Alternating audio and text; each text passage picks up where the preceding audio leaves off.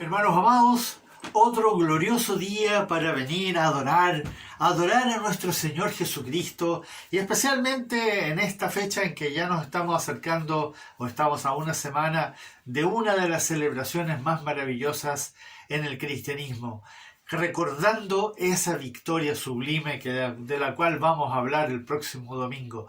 Pero hoy día quiero ir a un texto que es el texto que precede a este suceso maravilloso que vamos a celebrar la próxima semana, y es cuando nuestro Señor hace esa entrada triunfal a Jerusalén. Ustedes se recuerdan, tanto en Mateo como Lucas, Juan y Marco, se habla sobre este extraordinario suceso cuando el Señor le da la orden a sus discípulos de ir a buscar a ese pollino, ¿se acuerdan? Ese hijo de una asna que no había sido montado y que finalmente lo cubren con sus mantos, y él hace esa entrada triunfal a Jerusalén por una ruta bastante angosta, rodeado de gente con palmeras, hosana, gloria al que viene en el nombre del Señor, y lo reciben. Es la coronación del rey que va entrando a la ciudad. Lo curioso de ese relato es que termina ahí. No continúa, no. Solamente él llegó a Jerusalén y ahí se acabó toda la fiesta. No es que fue una celebración durante todo el día. De hecho, dice que él caminó por el templo, lo miró Jerusalén, y en realidad él se entristeció. Fue tanto que él lloró sobre Jerusalén, porque lamentablemente esa celebración era una celebración vacía. Estaban esperando al rey, no al Mesías, no al libertador, al Salvador, al que los iba a liberar de su esclavitud, sino que esperaban que fuese el rey. Pero como él no aceptó ser rey, no buscó ser rey, no hizo nada, sino que siguió siendo ese hombre común y corriente, ellos se desilusionaron a tal punto que finalmente lo mataron, solamente 6 días después. Hermanos amados, quiero que entendamos ese contexto, porque cuando leemos tanto en Mateo como en Marco, especialmente estos textos, vemos que después de eso sucedieron algunas cosas que llaman mucho la atención, y a veces uno las lee simplemente y no se detiene a pensar en ella. Y hoy día quiero que veamos un texto muy particular, que es lo que sucede 2 días después. Porque el primer día, el día domingo, él comió con Lázaro, María y Marta en la casa de Simón el leproso, pero al día siguiente entra a Jerusalén. Y al día siguiente, el día martes, entonces el Señor va a volver a Jerusalén. Y ese día él va a hacer 2 cosas que son muy impactantes y que son justamente una profecía sobre su pueblo, en ese caso los judíos en ese momento, pero que nos dejan una lección a nosotros. Y eso es lo que quiero que veamos hoy día. ¿Qué aprendemos nosotros de esta profecía que él en realidad sentenció al pueblo judío, que hasta el día de hoy día vive bajo esa maldición? Y hoy día nosotros, ¿cómo podemos recibir eso para nosotros? Y por eso quiero invitarles que abramos ahí en Mateo y vamos a leer estos 2 textos. Por la mañana, volviendo a la ciudad, tuvo hambre, y viendo una higuera cerca del camino, vino a ella, y no halló nada en ella, sino hojas solamente, y le dijo: nunca jamás nazca de ti fruto. Y luego se secó la higuera. Viendo esto, los discípulos decían maravillados: ¿cómo es que se secó enseguida la higuera? Respondiendo Jesús les dijo: de cierto os digo que si tuviereis fe y no dudareis, no solo haréis esto de la higuera, sino que si a este monte dijereis: quítate y échate en el mar, será hecho. Y todo lo que pidiereis en oración, creyendo, lo recibiréis. Y antes de ir de lleno, oremos. Amado Padre, bendito Dios, Esta noticia que vamos a escuchar, esta verdad que tú declaraste, esta profecía muy dura, muy alarmante, queremos pedirte en esta mañana que nos ayudes a abrir nuestro entendimiento para entender qué nos estás diciendo hoy día, en este momento, a nosotros, por medio de estas palabras que hemos leído recién acá. Abre nuestro entendimiento, Padre Celestial. Te lo pedimos en el nombre de Jesús para que verdaderamente entendamos la verdad que tú le dijiste a tus discípulos y así podamos hacer esos ajustes en nuestra vida para llevar fruto y para glorificar tu santo nombre. En Cristo Jesús te lo pedimos. Amén. Ciertamente estas palabras que dijo el Señor son un relato algo extraño que tanto como Mateo como en Marco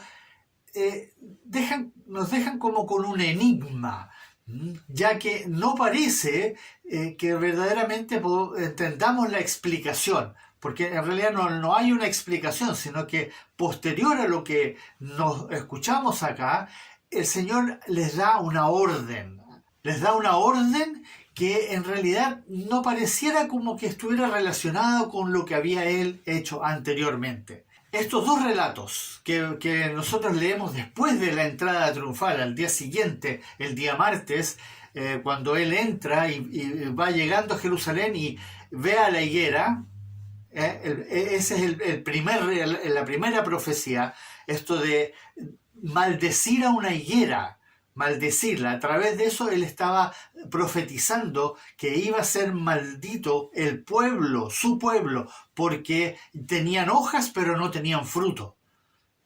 Tenían hojas pero no tenían fruto. Entonces, y después de eso él entra y limpia el templo. Otra profecía, que ese templo iba a ser un día destruido, como él lo dice posteriormente, y especialmente en Mateo y en Lucas, cuando él habla de la destrucción del templo, que no iba a quedar piedra sobre piedra.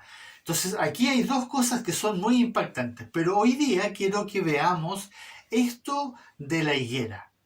Pongamos atención a este texto. Por la mañana, volviendo a la ciudad, tuvo hambre, y viendo una higuera cerca del camino, vino a ella, y no halló nada en ella sino hojas solamente. Al día siguiente, cuando salieron de Betania, tuvo hambre, y viendo de lejos una higuera que tenía hojas, fue a ver si tal vez hallaba en ella algo. Pero cuando llegó a ella, nada halló sino hojas, pues no era tiempo de higos. Esta es una profecía muy particular y quiero ver cómo esto aplica a nosotros hoy día.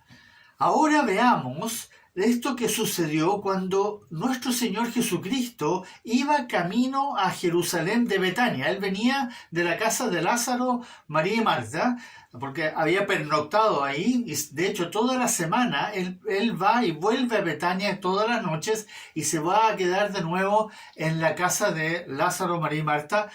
Después de que lo había resucitado, ellos estaban totalmente entregados a él, no sabiendo que esa semana va a ser la semana de la crucifixión.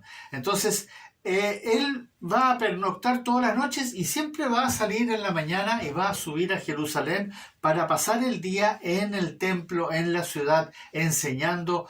Y bueno, ahí están todas las parábolas importantes que están escritas ahí posterior a todo lo que sucedió. Pero es interesante mencionar que el Señor en este día martes va caminando solo con sus discípulos. Ahí está, y por eso esta enseñanza, en cierta forma, nos atañe a nosotros como iglesia. Pongamos atención, porque esto no es algo que enseñó públicamente, sino que es algo que le enseñó específicamente a sus discípulos. Tanto en Mateo como en Marcos leemos que vio la higuera a la distancia y que tenía muchas hojas. Y por lo tanto, él se acercó. Esto de que tenía muchas hojas es un símbolo que yo quiero pedirles que ustedes recuerden. Muchas hojas.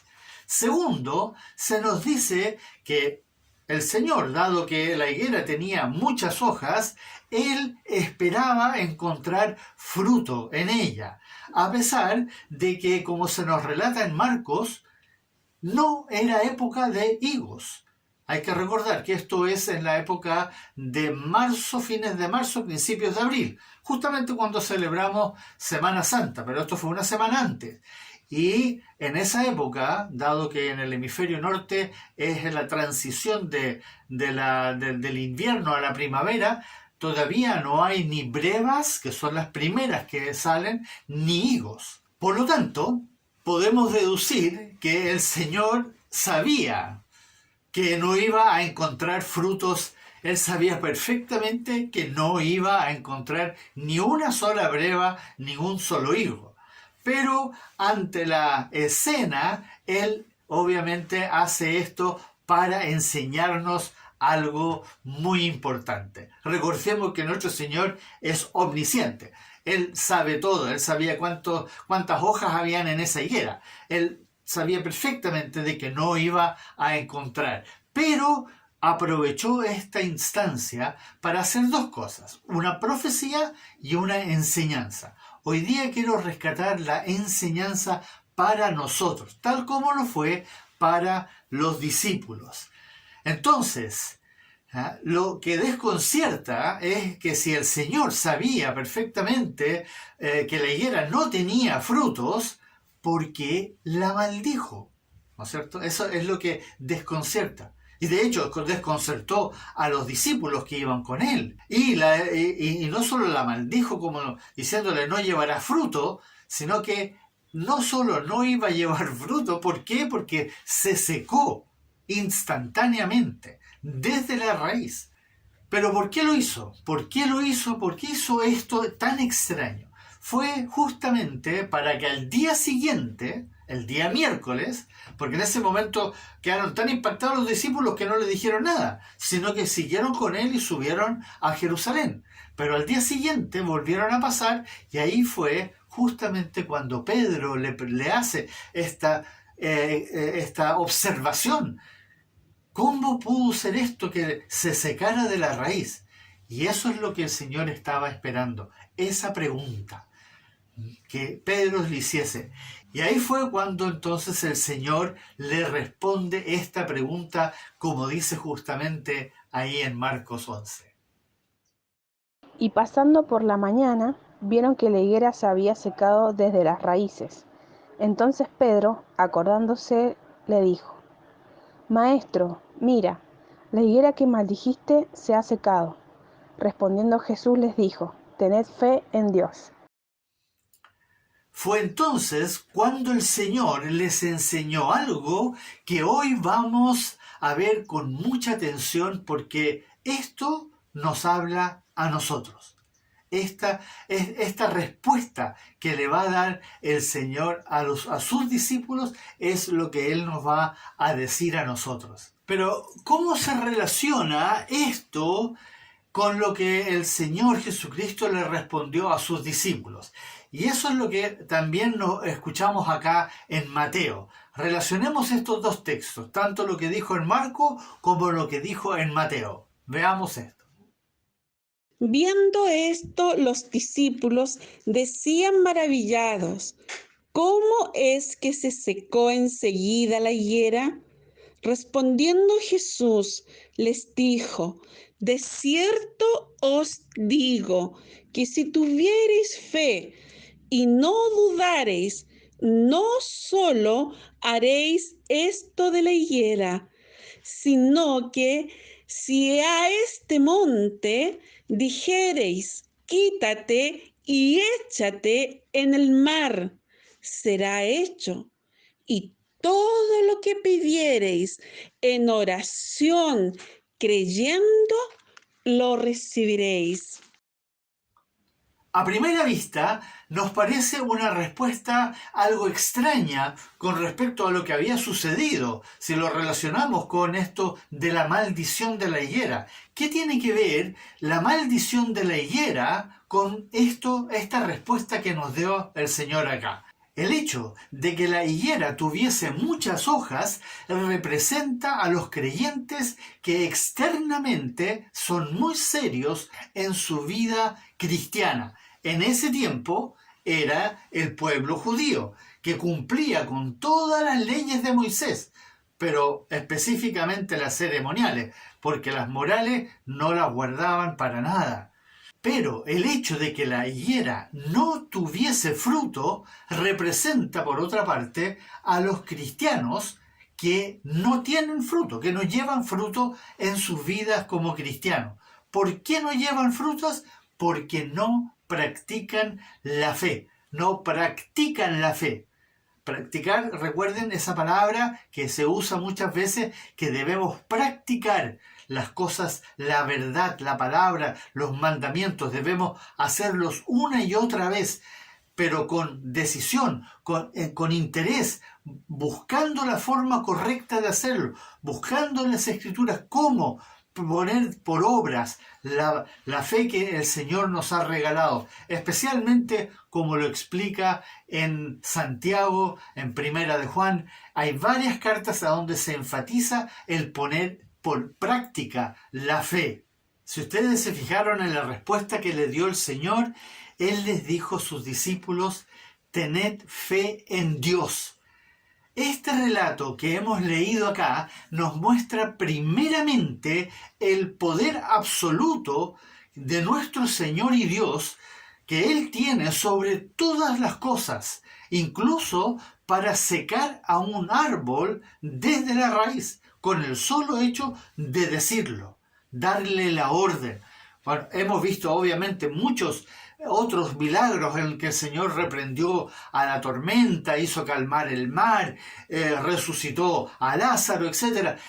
La evidencia es sobreabundante, pero aquí específicamente lo va a usar en esta relación con la incredulidad. Pero al mismo tiempo que Él es soberano para maldecir a quien quiera, y en ese tiempo fue una profecía de lo que le iba a suceder a su amado pueblo, que no creyó en Él, que lamentablemente creyeron que estaban muy bien con Dios, pero que no llevaban fruto. Y hasta el día de hoy día, ese pueblo de los judíos, de los israelitas, sigue bajo esa maldición, porque todavía no creen y buscan por sus propios medios salir adelante en este mundo, a tal punto que un día van a hacer un pacto con el anticristo, creyendo que con eso ellos van a haber logrado la bendición de Dios. Tremendo lo que todavía le espera al pueblo de Israel. Pero, como dice en Romanos 11, un día ellos van a ser salvos. Pero eso es algo que está bajo la soberanía de nuestro bendito Dios. Pero este relato es una enseñanza para recordarnos que nuestro Señor Jesucristo es el Dios soberano que con su sola palabra puede hacer realidad lo que Él quiera. Él puede con la pura palabra dar la orden y se va a cumplir exactamente lo que Él determina. Pero para que eso ocurra, para que nosotros llevemos mucho fruto, para que nuestro Padre finalmente sea glorificado, tal como lo dijo el Señor en esa gloriosa enseñanza ahí en el capítulo 15, cuando habló de llevar fruto y mucho fruto para que su Padre que está en los cielos sea glorificado, lo debemos pedir con fe. Eso suena muy fácil de entender, pedir con fe. Todos nosotros pedimos con fe, pero hermanos, quiero que pongamos atención a ciertos detalles. Por eso, hermanos, quiero que escuchemos bien esas palabras que dijo tanto en Mateo como en Marcos con respecto a esto. Dice en Mateo: y todo lo que pidiereis en oración, creyendo, lo recibiréis. Y en Marcos dice: por tanto os digo, que todo lo que pidiereis orando, creed que lo recibiréis y os vendrá. Pero esto no es tan simple, hermanos. No es tan simple como hacer una simple oración que lamentablemente muchas veces hacemos. Estamos tan acostumbrados a hacer oraciones muy simples, muy vagas, muy generales, y pidiendo lamentablemente no de acuerdo a lo que el Señor nos manda en su palabra, sino, como dice Santiago, pidiendo para nuestro deleite, pidiendo mal. Tenemos que aprender a orar, aprender a entender qué es lo que el Señor estaba diciendo aquí, en este caso, cuando hizo esta señal extraordinaria y muy compleja de entender, de maldecir a una higuera, porque no llevaba fruto, y muchos de nosotros no estamos pidiendo correctamente. Por eso, hermanos amados, necesitamos poner la fe verdaderamente por obras. Y en este caso, en la oración. Pero no una oración que hago una vez por aquí y por allá, sino que una oración de perseverancia, de persistencia. Una oración que continúo haciendo día tras día hasta que el Señor responda. No simplemente hacer la oración y esperar que, algún día el Señor la responderá si Él quiere. No, hermano, cuando yo creo algo, como dijo el Señor ahí, podría yo mover una montaña y decirle que se trasladase al mar. Pero lamentablemente eso no lo hacemos y no lo podemos hacer porque no perseveramos en la oración. Pero cuando somos así de insistentes, como Él mismo lo dice aquí en estos textos, escuchemos estos textos que nos enseñan algunas cosas que son sumamente importantes tener presente cuando vamos a orar. Pongan atención, amados hermanos. Si permanecéis en mí, y mis palabras permanecen en vosotros, pedid todo lo que queréis, y os será hecho. Y también dice, y cualquier cosa que pidiéramos, la recibiremos de Él, porque guardamos sus mandamientos, y hacemos las cosas que son agradables delante de Él. Y esta es la confianza que tenemos en Él, que si pedimos alguna cosa conforme a su voluntad, Él nos oye. Y también dijo el Señor, y todo lo que pidiereis al Padre en mi nombre, lo haré, para que el Padre sea glorificado en el Hijo. Si ustedes se dieron cuenta, aquí el Señor nos dice en su palabra, y algunas las dijo Él mismo mientras les enseñaba a sus apóstoles, cuatro cosas que debemos retener siempre en nuestro corazón, en nuestra alma, en nuestro entendimiento, cuando vamos a orar. Pero no es para cumplir legalmente, sino que para entender qué es lo que el Señor nos está diciendo que se debe cumplir para que recibamos todo lo que pedimos. Y si ustedes se dieron cuenta, en esos textos dice cuatro cosas. Si permaneciereis en mí y mis palabras permanecen en vosotros y guardan mis mandamientos y hacemos las cosas que son agradables delante de Él, conforme a su voluntad, y para que nuestro Padre que está en los cielos sea glorificado, entonces, amados hermanos, si esas cuatro cosas, permanecer en Él y que Él permanezca en nosotros, guardar sus mandamientos, hacer su voluntad, orar para que el Padre sea glorificado, si eso se cumple, hermanos amados, entonces podemos tener la más absoluta certeza que eso que prometió, o más bien dicho, el Señor afirmó, esa verdad que Él dijo, todo lo que pidiereis al Padre en mi nombre, muy importante, al Padre en mi nombre, todo lo que queréis, cualquier cosa os será hecha. ¿Entienden eso? Eso se va a cumplir, pero esas cuatro condiciones que acabamos de ver son necesarias. Hermanos amados, pongan atención a los detalles de sus enseñanzas. Cuando Él da un mandamiento, el mandamiento va acompañado de una exigencia, algo que se tiene que cumplir. Si eso no se cumple, entonces nuestra oración no pasa del techo. Pero eso no es todo, ya que esto tiene que ser, como dijo el Señor, por fe. Y es ahí donde nosotros fallamos.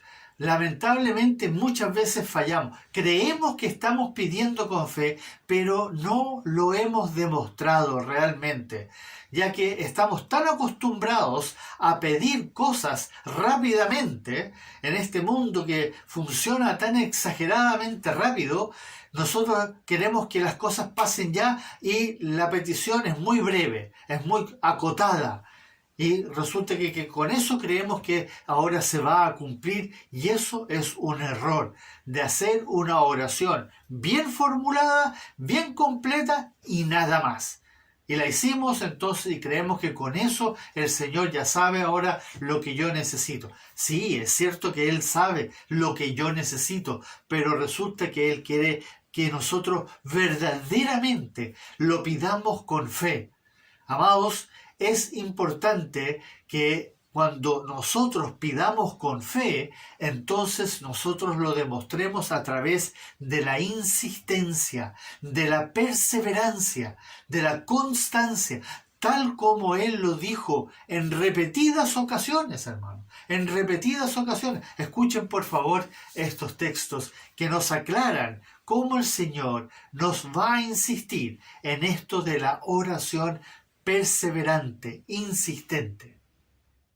También les refirió Jesús una parábola sobre la necesidad de orar siempre y no desmayar. Perseverad en la oración, velando en ella con acción de gracias. Orando en todo tiempo, con toda oración y suplicar en el Espíritu. Orad sin cesar. Perseverad en la oración, en todo tiempo, orad sin cesar. Y como lo escucharon ahí en el texto de Lucas, cuando él le dijo sin desmayar, se estaba refiriendo a esa parábola que él enseñó sobre esa mujer que insistió con un juez y lo cateteó una y otra vez y le volvió a pedir y le volvió a pedir. Al final lo cansó el juez y el juez finalmente le dio la sentencia en su favor. Y ahí el Señor dijo, bueno, y vuestro Padre que es justo, con mayor razón va a responder vuestras peticiones. Pero tiene que ser, como dijo ahí, orar siempre y no sin desmayar.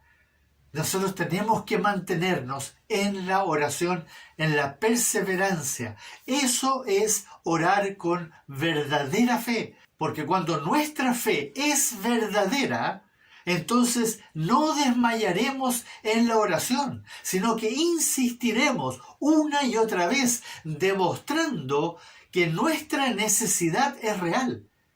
Cuando yo realmente quiero algo, voy a insistir. En la vida real lo hacemos también. Insistir una y otra vez y buscar todas las formas para conseguirlo. Y en este caso, hagamos lo mismo en la oración. Y sólo así será respondida de lo alto, si persevero en la oración. Amados hermanos, no caigamos en el error de ser una higuera que solo tiene hojas. ¿Entienden lo que el Señor estaba diciendo? No caigamos en ese error, sino que llevemos fruto, mucho fruto, para que nuestro Padre Celestial sea glorificado.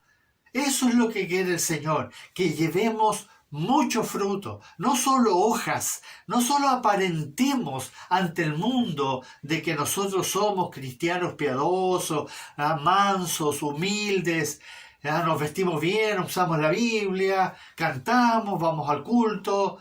No, hermanos, el Señor quiere que llevemos fruto. Y recuerden que esa es una enseñanza muy, muy importante. Y de hecho fue prácticamente la última enseñanza que dio el Señor a sus discípulos justo esa noche del día jueves, antes de ir al huerto de Getsemaní, o antes de enseñar en el capítulo 16 de Juan, justo sobre el Espíritu Santo. Sino fue la última enseñanza, llevar fruto, mucho fruto, porque eso es lo que va a glorificar a nuestro Padre Celestial. Entonces, amados hermanos, entendamos esto, para que eso realmente sea posible, para que llevemos mucho fruto, seamos perseverantes en la oración, demostrando nuestra fe, pero en la constancia y en la persistencia, no porque dudamos. No es que dudemos de que nuestro Padre nos vaya a responder, sino que porque realmente sabemos que Él lo puede hacer y yo le creo y por lo tanto voy a seguir insistiendo todo el tiempo que sea necesario. Siempre Él está atento a todo lo que nosotros le pidamos, pero con fe. En otras palabras, seamos una higuera con hojas y que lleva mucho fruto, y no como otros que lamentablemente, como lo fueron los judíos en ese tiempo y lo siguen siendo hoy día, serán maldecidos y se secarán, tal como esa higuera que se secó desde la raíz. Y recuerden lo que dijo con los pámpanos que se secan. Los pámpanos que se secan son tirados al fuego. Por eso, hermanos amados, escuchemos a nuestro Señor y hagámosle caso. Entendamos que Él nos está llamando a que oremos pero con fe, creyéndole al Señor, sin cesar.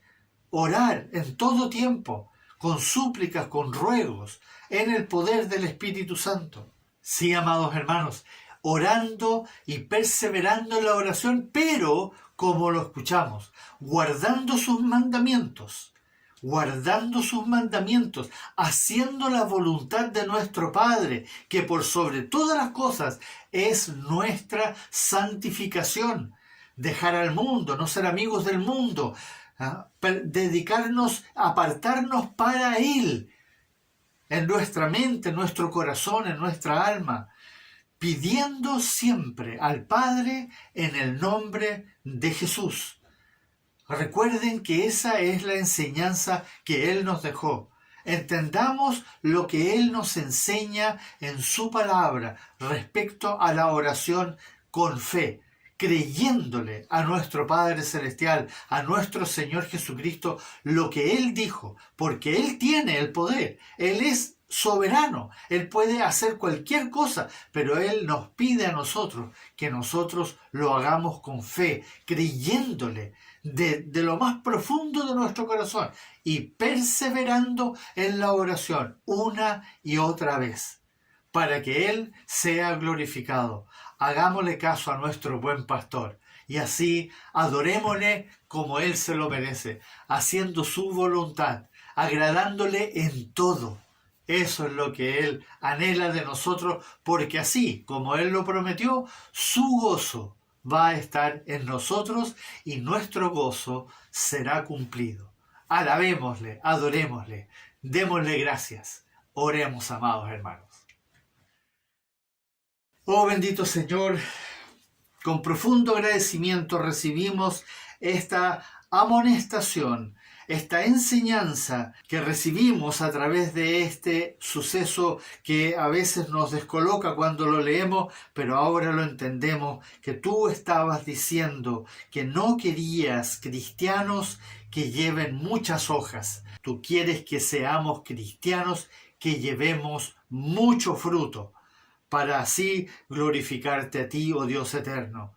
Gracias te damos en esta mañana por tu palabra, por tu amor, por tu misericordia y la gracia que viene con la palabra a nuestra mente, a nuestra alma, para que así te adoremos en espíritu y en verdad.